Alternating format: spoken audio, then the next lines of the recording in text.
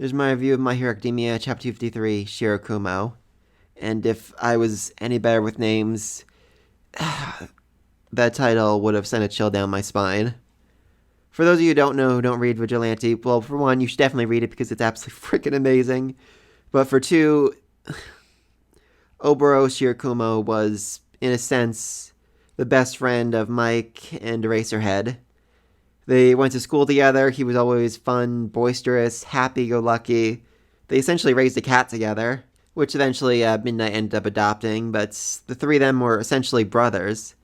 Oboro was always cheering on Aizawa, telling him he can do more, he can do better, because Aizawa had no confidence in his skill or faith in his own abilities, because his quirk quite literally did nothing most of the time. They even ended up interning under the same hero, someone who looks a whole lot like Prince for some reason. Weird, but okay. And in his final battle, Oboro met an untimely end against a monstrous villain. And in a way, this broke Aizawa like nothing else had before. He cut himself off from the rest of the world, became a solo hero, putting in only the bare minimum needed to pass his classes while at the same time training and forcing himself to become stronger and stronger until he could fight by himself. When he finally graduated, he didn't go work at another hero agency, he started his own, essentially becoming a mercenary going after villains, because he just couldn't imagine himself working with another person and being responsible for their death like that. So, yeah, this was quite literally his best friend and the reason he is who he is today. Such a cold and lonely person, and he was always a little bit like that, but this just really pushed him over the edge. And now it seems like All For One somehow used his body or brought him back to life or did something to him to create this teleporting freak that's standing before them now. I mean, that's just... oh god. You literally could not have found a better way to piss off Aizawa than this. And what's going to happen next is literally terrifying me. I mean, literally. We've always seen Aizawa cold, cool, collected, get a little annoyed now and then. This is full-on rage mode, and whatever he does next, I can't even begin to fathom it.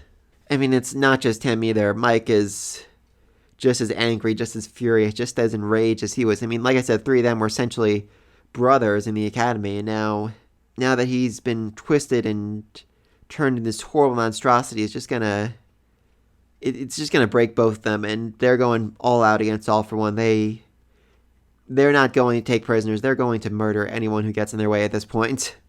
And I'm just really excited to see that, honestly. I also just love that they managed to combine the two here. I mean, Vigilantes and the main series never really crossed paths before. Now like this, I mean, Vigilante spent the last 3 chapters telling us the backstory of Aizawa's best friend, only to introduce him in the main series.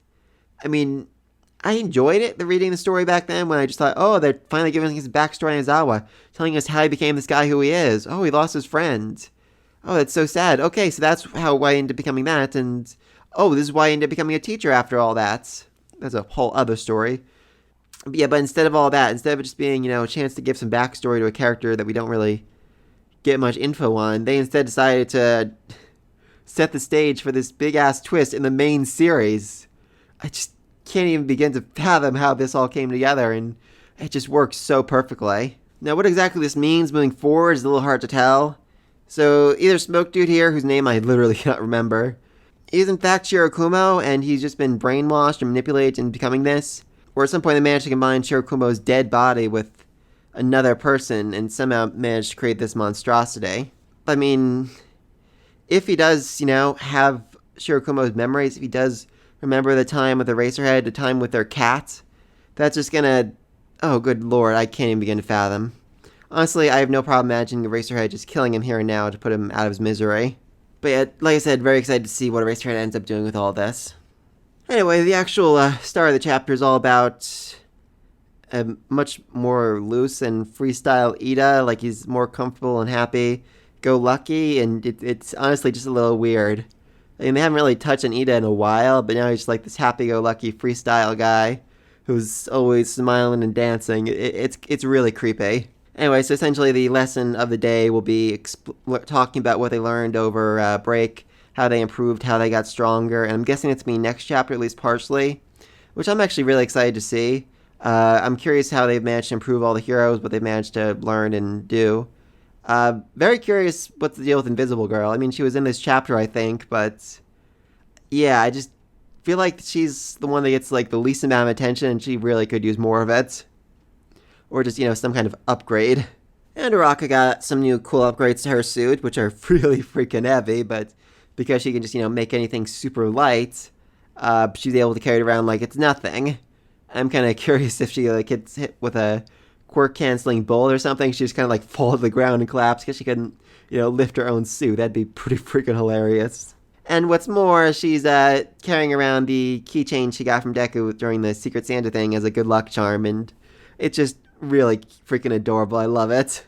Well, in the boys' locker room, they're discussing how Deku finally managed to, well, not really finally, he's only been trying for a little while, to unlock the new quirk he has, the whip shooting. I mean, he can only use it for a second at a time, so okay, it's not as OP as I thought it was, but still happened a little too quick for my liking. Oh yeah, and then Bakugo hits him in the head with his head accessory, and Deku is bleeding out on the floor and oozing gray matter. So not great, but he's so focused on trying to improve in his next steps, he doesn't actually realize he's bleeding to death or there's a giant spike still in his head.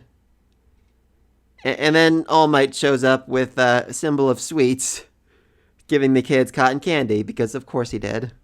And that's his big gag of this chapter, I guess. Anyway, like I said, next week is going to be Aizawa and Mike talking about what to do next, trying to figure out if this actually is their childhood friend in there, if it's just part of his body that was grafted into it.